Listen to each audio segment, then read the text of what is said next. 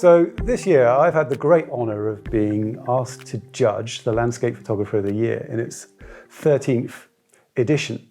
And I've got the good fortune to be here with Charlie, who started the competition back in the day. I just wanted to hear a little bit more about it, how it got started, what motivated you.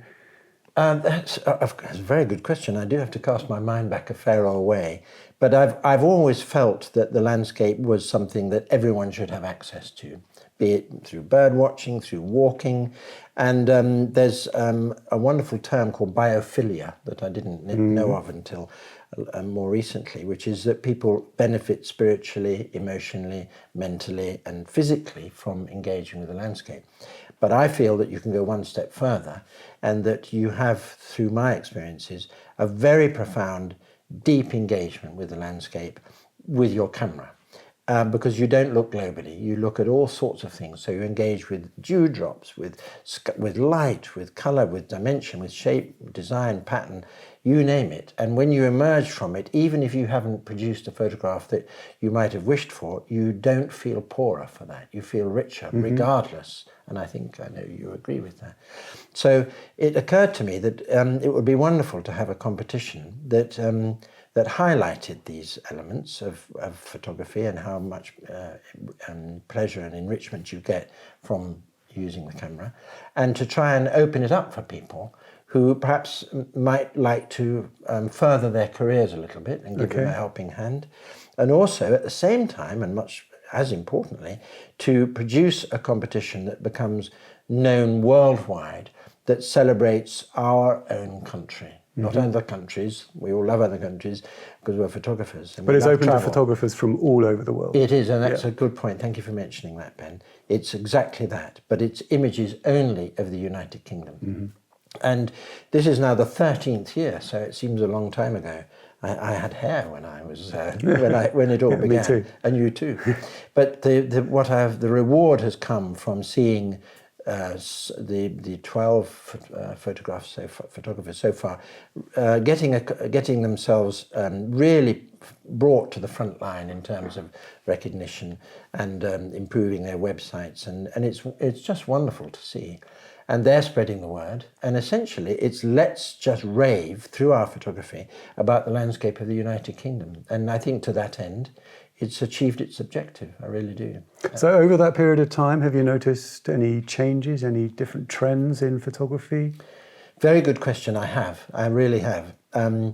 For example, the very early ones, I think they were still very brave, some of the early images, but since people have developed a greater understanding of the capacity for digital to produce images that I suppose equate to their artistic intention, and their people's ability to modify the image within reason, because there's some categories that don't allow that, or one in particular, classic view.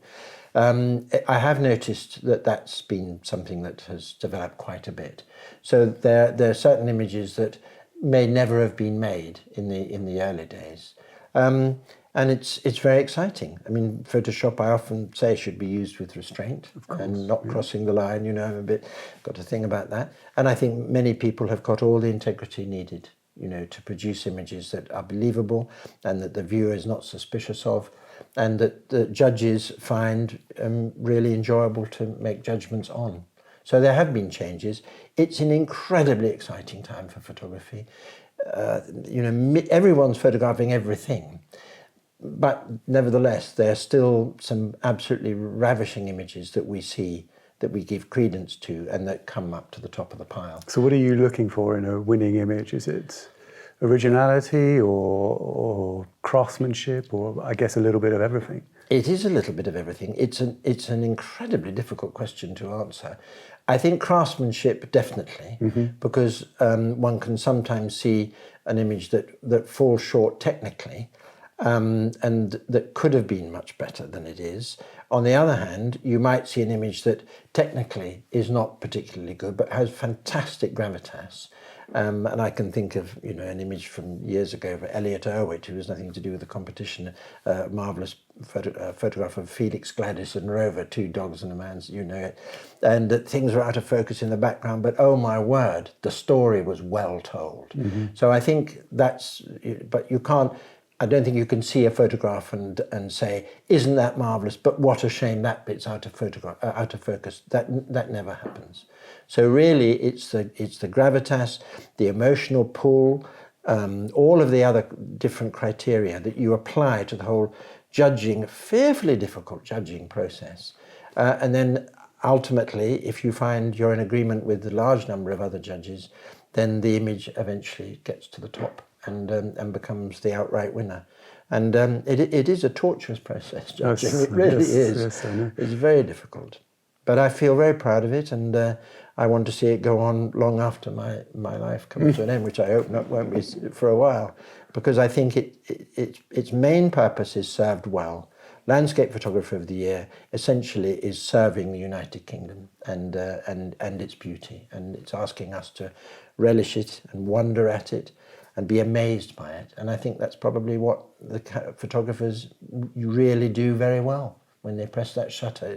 It's a paying homage almost to the landscape that lies in front of them.